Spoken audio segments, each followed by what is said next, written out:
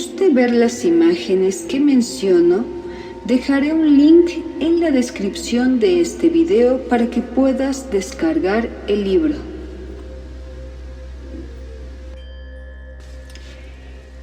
El antiguo secreto de la flor de la vida, volumen 1, por Drúmbalo Melquisedec. En esta serie de videos iré narrando el libro completo. En esta ocasión toca el capítulo 5, tercera parte, Memoria, la llave de la inmortalidad. Podrían preguntarse ahora, si Akenatón y otros eran inmortales, entonces ¿por qué están muertos? Les daré la definición de inmortalidad desde el punto de vista Melquisedec y espero que esto ayude. Alguien más puede tener una definición diferente, pero esto es lo que yo siento. La inmortalidad no tiene nada que ver con vivir en el mismo cuerpo para siempre. De todas formas, vivirán por siempre. Siempre han estado vivos y siempre lo estarán, pero puede que no estén conscientes durante todo el tiempo. La definición desde nuestro punto de vista tiene que ver con la memoria. Cuando se vuelven inmortales, alcanzan el punto de donde su memoria permanece intacta a partir de allí y en otras palabras son conscientes a partir de ese momento sin ningún lapso de inconsciencia. Esto significa que se quedan en el cuerpo tanto tiempo como quieran y cuando quieran lo dejan. Permanecer en un solo cuerpo para siempre sería una prisión o una trampa, porque esto significaría que no podrían irse. Puede haber una razón para dejar este cuerpo y en algún momento se darán cuenta de que quieren ir más lejos de donde sea que se encuentren. Esta es la definición de vida eterna. Visto con simpleza, tienen una memoria continua e intacta. Vamos de vuelta ahora a lo que pasó después de que Akenatón fue destronado. Con el fin de llevar al país de vuelta hacia las viejas formas, que es lo que quería hacer, el país pasa a un estado de transición. Las personas que se convirtieron en el rey y la reina directamente después de él son algo casi cómico. Dejaron que Ayitilla tomaran el poder del país. Tenemos una larga demora de tiempo aquí. Entonces se convirtieron en rey y reina.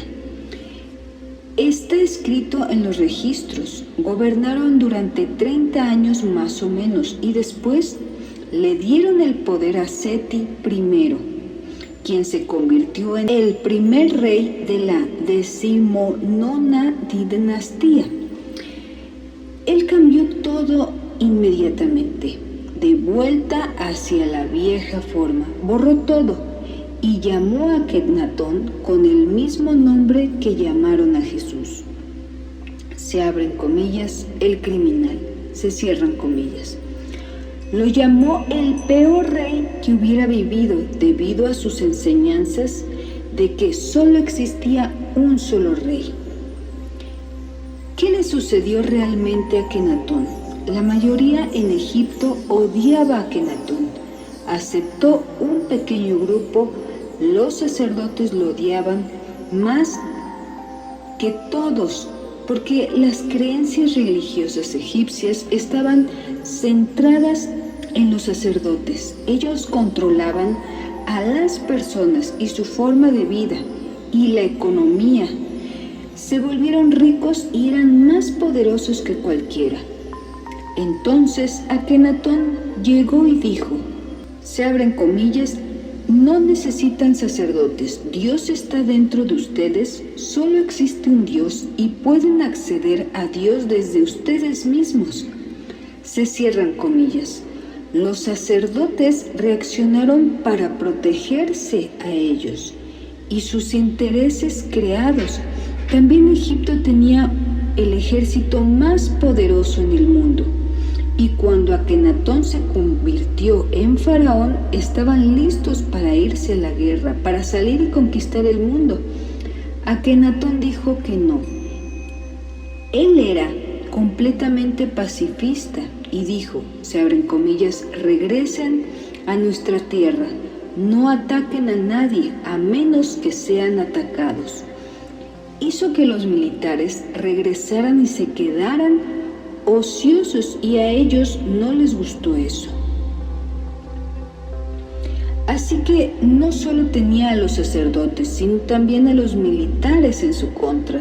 Encima de todo eso, las personas estaban en sus pequeñas religiones y ellos adoraban reverenciar a sus pequeños dioses. Esto no les haría finalmente ningún bien, no los llevaría a donde necesitaban ir, de acuerdo al plan del ADN para el universo, que era regresar a casa con Dios. El Dios único, sin embargo, estaba muy involucrado en lo que estaban haciendo. Cuando se le dijo por la fuerza a las personas que ya no podían desarrollar ciertos actos religiosos, esto creó gran animosidad contra Akenatón. Sería como si nuestro presidente dijera, se abren comillas, está bien, no hay más religiones en Estados Unidos, solo existe la religión del presidente, se cierran comillas. Y si el presidente regresara a toda la milicia de vuelta al suelo norteamericano con un punto de vista aislacionista, no sería muy popular, tampoco lo era Akenatón. Pero él sabía que tenía que hacerlo a pesar de todo, incluso aunque significara su propia muerte. Tenía que hacerlo para corregir el camino de nuestro ADN colectivo. Había codificado dentro de la realidad. Adicionalmente, necesitaba poner dentro de los registros akáshicos el recuerdo del propósito sagrado que sostenía la conciencia crística. Entonces, ¿qué pasó? De acuerdo con la historia aceptada, los sacerdotes y los militares se unieron y le dieron un veneno a Akenatón que lo mató. De acuerdo con Todd, esto no fue exactamente lo que sucedió porque no podían matarlo. Podía beber el veneno, pero no le haría daño. Ellos hicieron algo mucho más exótico. Todd dice que los sacerdotes contrataron a 3 hechiceros negros en Nubia, que hicieron un brebaje similar al que se usa ahora en Haití, para hacer que alguien parezca muerto. Se lo dieron a Akenatón en una reunión pública convocada por los sacerdotes y los militares. Después de que Akenatón bebió ese líquido, todos sus signos vitales parecieron detenerse. Tan pronto como el doctor real lo pronunció muerto, se apresuraron a llevarlo a la habitación especial en donde lo estaban esperando un sarcófago. Lo colocaron dentro del sarcófago, colocaron la tapa con un sello mágico y lo enterraron en un lugar oculto. Todd dice que Akenatón tuvo que esperar dentro del sarcófago durante casi 2000 años antes de que se rompiera un pedazo del sello y se deshiciera la magia. Entonces regresó a los salones de Amenti. Esto no fue un problema para Akenatón.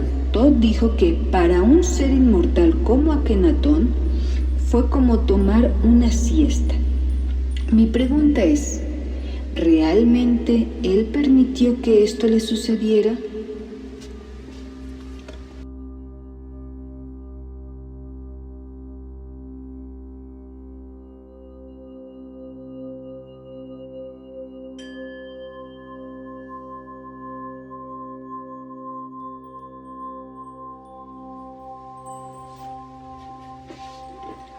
La Escuela de Misterios de Akenatón.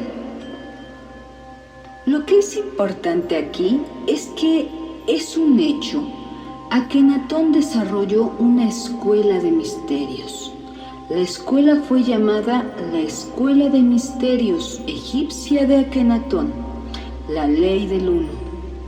Como resultaron las cosas, él tuvo solamente 17 años y medio para producir resultados. Él llevó estudiantes de la Escuela de Misterios del Ojo Izquierdo de Horus, el lado femenino, de la que hablaré posteriormente.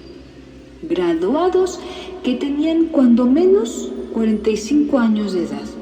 Dentro de la Escuela de Misterios del Ojo Derecho de Horus, esta información del ojo derecho nunca había sido enseñada antes en Egipto.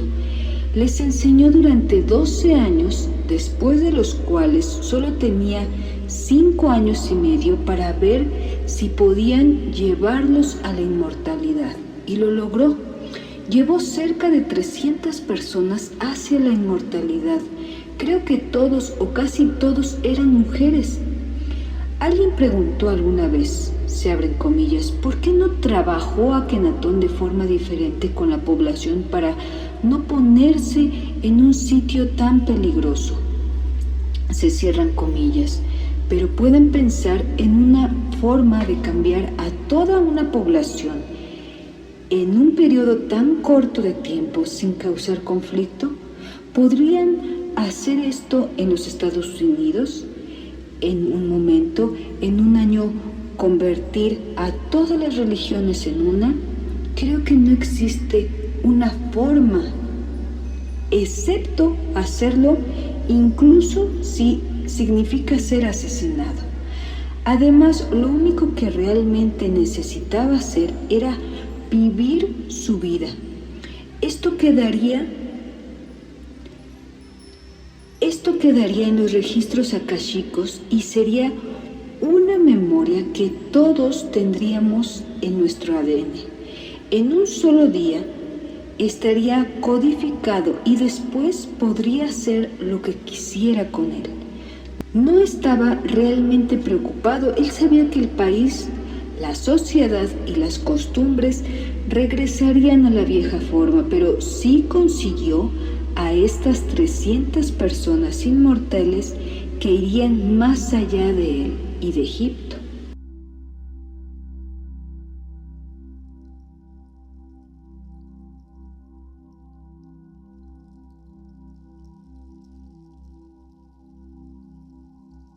La hermandad Esenia y Jesús, María y José. Después de Akenatón se fue, los 300 egipcios inmortales se unieron a la hermandad Tat y esperaron aproximadamente desde 1350 AC hasta cerca de 500 AC, como 850 años más o menos. Después emigraron hacia un lugar llamado Masada, Israel, y formaron la hermandad Esenia. Incluso hoy, Masada es conocida como la capital de la hermandad Esenia. Estas 300 personas se convirtieron en el círculo interno y personas mayormente ordinarias formaron el círculo externo, que se volvió muy grande. María, la madre de Jesús, fue uno de los miembros del círculo interno de la hermandad Esenia. Ella era inmortal. Incluso antes de que Jesús lo fuera, José provenía del círculo externo. Esto es de acuerdo con Tot. No está escrito en los registros. Era parte del plan egipcio que el siguiente paso sería traer a alguien que demostrara exactamente cómo volverse inmortal, comenzando con un humano ordinario.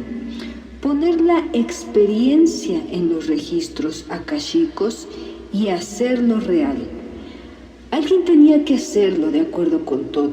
María y José se unieron interdimensionalmente, se abren paréntesis, de lo que hablaremos más tarde, se cierran paréntesis, para crear un cuerpo de Jesús, lo que permitiría que entrara su conciencia desde un nivel muy alto.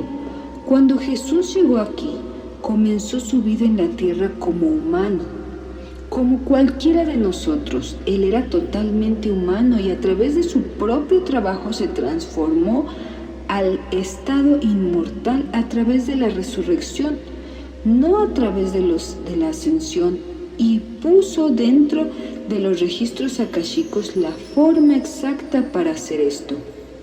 Esto es de acuerdo con Thoth y fue planeado mucho tiempo antes de que ocurriera.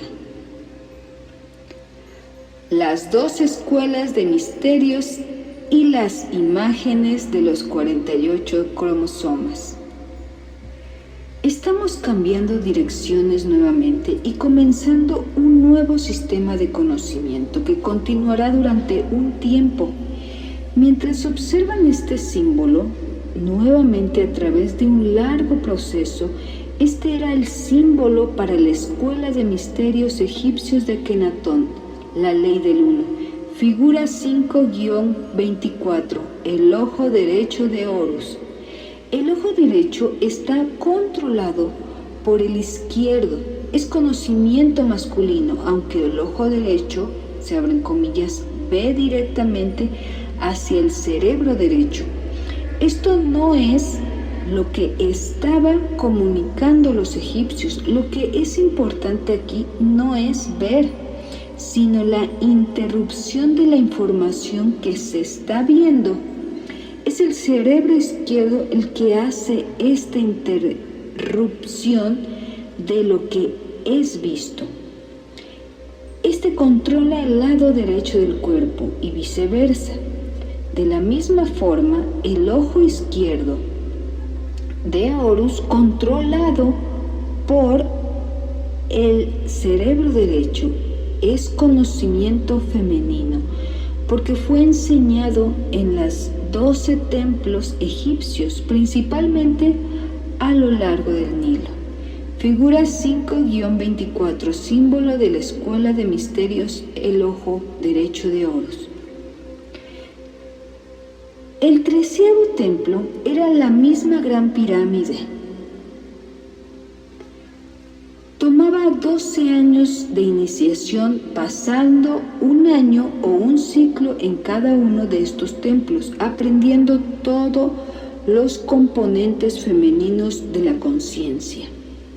Pero el componente masculino, el ojo derecho de Horus, fue enseñado solo una vez, no fue escrito en ninguna otra parte. Fue puramente tradición oral, aunque sus componentes principales están grabados en una sola pared bajo la gran pirámide que conduce hacia el salón de los registros. Conforme bajan por este salón, llegan casi hasta abajo y justo antes se hace un giro de 90 grados. Arriba, en lo alto de la pared, ven una imagen como de 4 pies de diámetro, que es la flor de la vida. A su lado se encuentran otras 45 imágenes, una después de la otra, que son las imágenes de los cromosomas, de la conciencia crística, el nivel de la conciencia al que nos estamos moviendo ahora.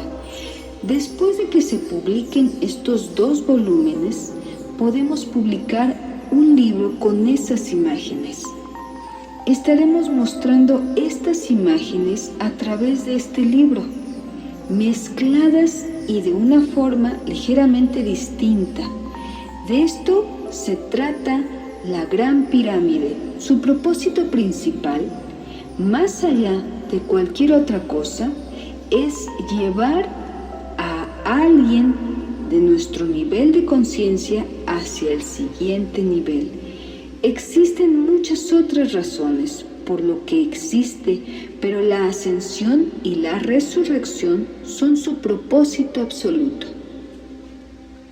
El Génesis, la historia de la creación. Las versiones cristiana y egipcia. Vamos a comenzar por darnos cuenta que la comprensión crística y egipcia sobre la realidad es casi idéntica. La comprensión crística se deriva de la egipcia. Aquí están las primeras 3 oraciones de la Biblia cristiana. Se abren comillas. En el principio Dios creó el cielo y la tierra. Se cierran comillas. Y la tierra no tenía forma y el vacío y la oscuridad se posaban sobre la cara de las profundidades y el Espíritu de Dios se movió sobre las superficies de las aguas. Y dijo, se abren comillas, que se haga la luz, y se hizo la luz. Se cierran comillas. Para comenzar, esta afirmación de que la tierra no tenía forma y que surgió del vacío, de la nada, es exactamente lo que creían los egipcios. Es también lo que creían muchas otras religiones, tanto la religión egipcia como la cristiana. Creen que todo lo que se necesita para iniciar el proceso de creación es nada y espíritu. Y con esos dos conceptos se unen, entonces pueden ser creadas todas las cosas. Ellos creen que la creación comenzó con el movimiento del espíritu. En la segunda oración dice, se abren comillas, la tierra no tenía forma ni vacío, se cierran comillas, y que el Espíritu de Dios se movió sobre la superficie de las aguas. Después, en la siguiente oración, Dios dice, se abren comillas, que se haga la luz, se cierran comillas. Primero se dio el movimiento e inmediatamente después surgió la luz. De acuerdo con las creencias egipcias, en la Biblia cristiana actuales se dejó fuera un pequeño detalle. Aunque en la Biblia más antigua no está necesariamente este error, existen 900 versiones de la Biblia en el mundo y en muchas de las antiguas la primera oración dice, se abren comillas, en el principio habéis 6, se cierran comillas. También comienza de otras formas. Ha sido cambiada muchas veces durante los años. Los antiguos egipcios dirían que es imposible que la forma en la que se inició la creación de las Biblias modernas, especialmente si piensan en ello desde el punto de vista de la física, imaginen un espacio oscuro e infinito que continúa por siempre en todas las direcciones. No hay nada en él, solo espacio infinito, sin nada. Imagínense a sí mismos, no su cuerpo, sino su conciencia en medio de eso. Están solo flotando allí sin nada. No se pueden caer realmente porque ¿hacia dónde se caerían? No sabrían si están cayendo o si están subiendo o moviéndose a un lado. De hecho, no existe forma de experimentar movimiento alguno. Desde un punto de vista puramente físico o matemático, el movimiento en sí o la energía cinética es absolutamente imposible en el vacío. No puede ni siquiera girar, porque el movimiento no puede convertirse en algo real hasta que no haya, cuando menos, un objeto en el espacio a su alrededor. Tiene que haber algo en relación a lo que ustedes se mueven. Si no tiene algo en relación a lo que se mueven, ¿cómo sabrían que se están moviendo? Quiero decir, si subieran 30 pies, ¿cómo sabrían ello? No hay cambio, sin cambio no hay movimiento. Entonces los antiguos egipcios dirían que antes de que Dios se moviera sobre la superficie de las aguas, él y ella tenían que crear antes algo en relación a lo cual moverse. ¿Cómo lo hicieron Dios y las escuelas de misterios? Ahora piensen en ustedes parados en una habitación oscura, cerca de una puerta que se conecta con una segunda habitación. Están listos para entrar en la segunda habitación, que está muy oscura. Casi no pueden ver la puerta que conduce hacia ella. Entran a la segunda habitación, cierran la puerta detrás de ustedes y esta. Cuando se enfrentan con esa situación, tienen la habilidad de proyectar un rayo sensorial desde el área de su tercer ojo y pueden también sentir desde sus manos. Se abren paréntesis. Realmente pueden percibir desde cualquier chakra, pero las personas lo hacen generalmente desde su tercer ojo o sus manos. Se cierran paréntesis. Pueden proyectar un rayo de conciencia hacia esa habitación oscura, una a cierta distancia. Pueden ser que solo sea una pulgada o quizás puedan sentir hacia afuera 1 o 2 pies y todavía saben que hay algo y no hay nada en ese espacio. Su conciencia sale de la distancia y después se detiene. Su conocimiento se detiene y no saben que hay más allá de ese punto. Probablemente todos saben de lo que estoy hablando, aunque muchos de nosotros hemos permitido que ese sentido se retraiga porque confiamos demasiado en nuestros ojos. Pero algunas personas, especialmente los antiguos egipcios, eran realmente buenos para hacer esto.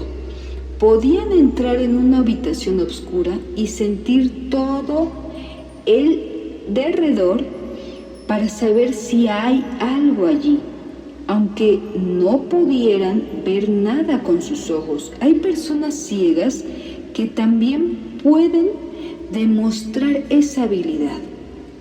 En realidad tenemos 6 de estos rayos sensitivos, no solo uno, sino 6.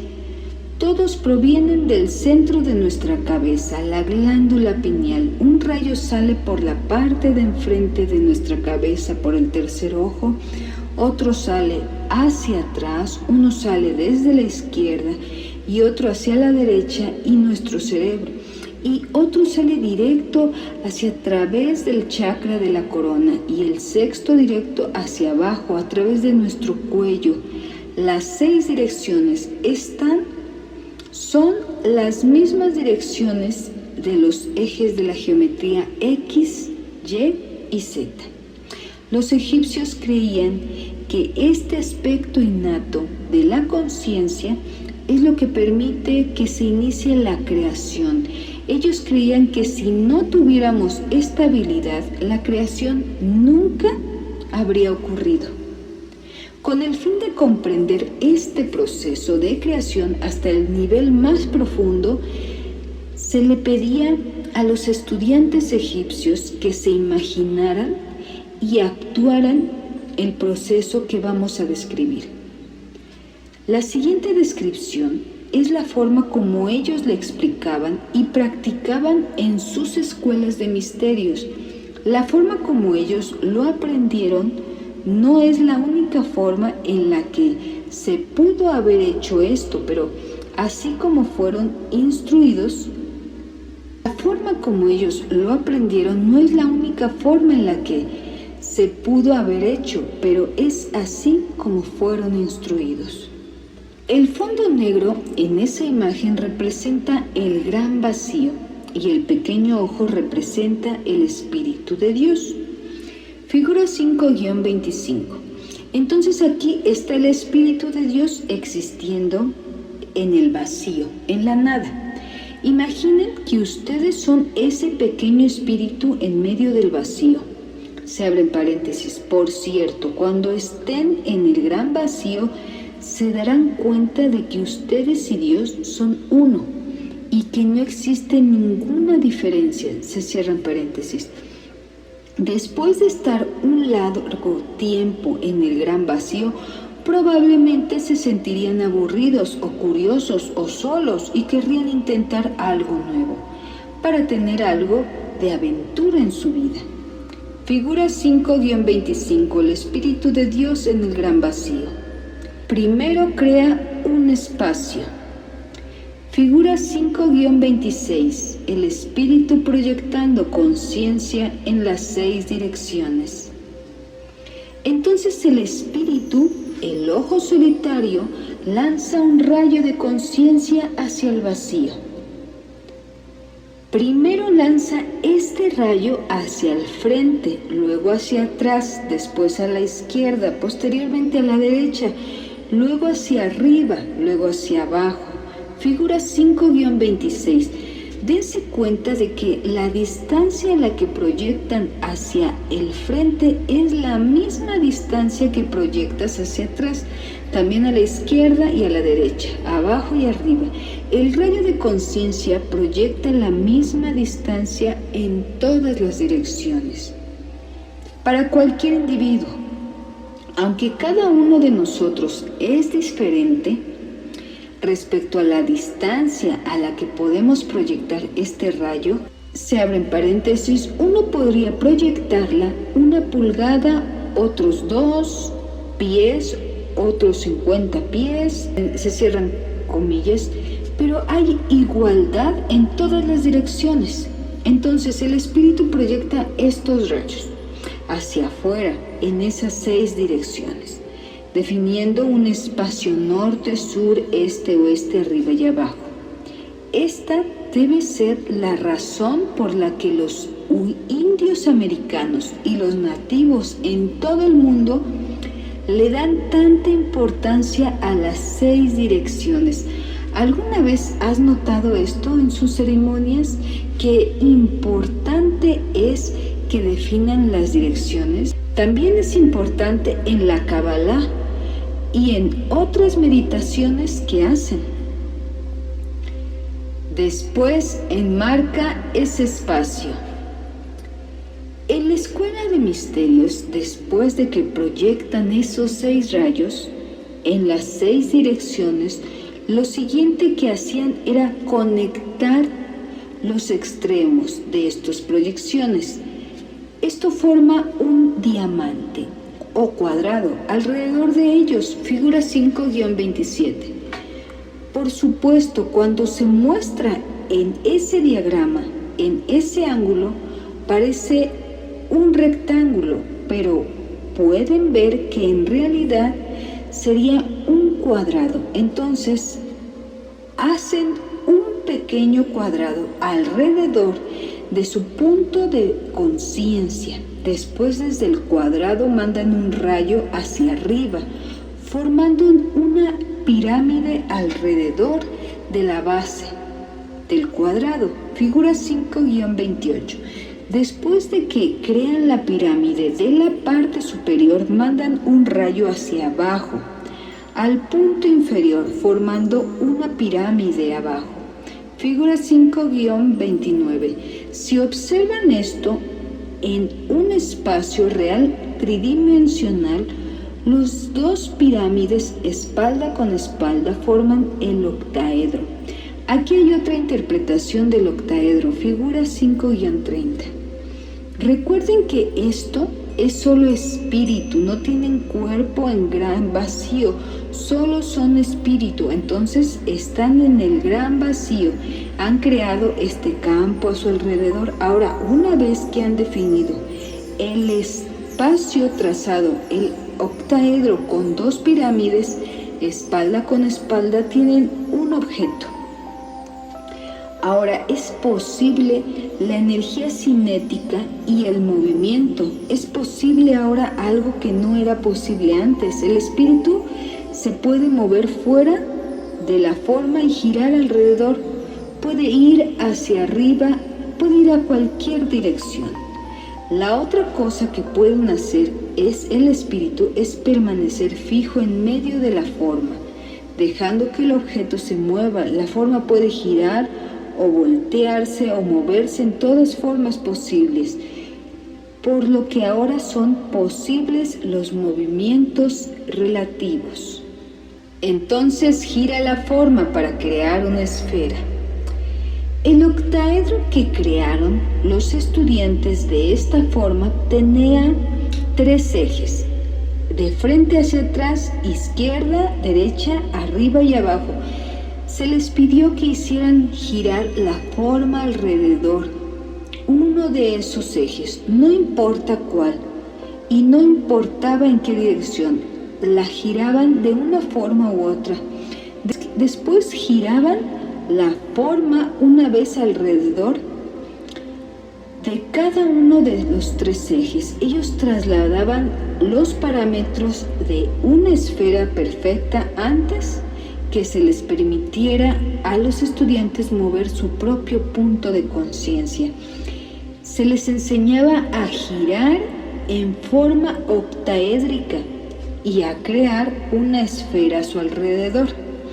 Ha sido acordado entre todos los involucrados en la geometría sagrada que yo conozco que una línea recta es masculino y una línea curva es femenina, por lo que una de las formas masculinas es un cuadrado y un cubo, y una de las formas femeninas es un círculo o una esfera. Debido a que el octaedro que proyectó el espíritu está formado solo por líneas rectas en forma masculina, y debido a que la esfera está formada solo por líneas curvas en una forma femenina, pasaron de lo masculino a lo femenino. Esta misma historia se relata en la Biblia cuando fue creado Adán, y después de las costillas de Adán fue creada la hembra.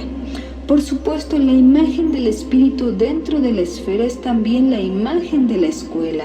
La geometría sagrada comienza cuando el espíritu hizo esta primera proyección hacia el vacío y creó el primer octaedro a su alrededor.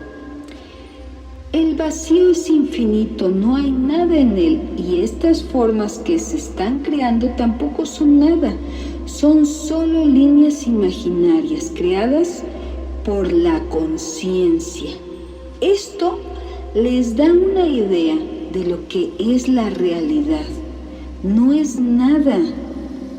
Los hindúes llaman Maya a la realidad, lo que significa ilusión. El espíritu puede sentarse en medio de su creación durante mucho tiempo. Figura 5-31, pero eventualmente tomará la decisión de hacer esto. Para crear este proceso, se les dio a los estudiantes de las escuelas de misterio la instrucción de volver a reproducir los mismos movimientos que hizo el espíritu, todo lo que se requiere para crear y completar todo en el universo entero. Son 2 simples instrucciones. Figura 5-31, el espíritu en medio de su primera creación.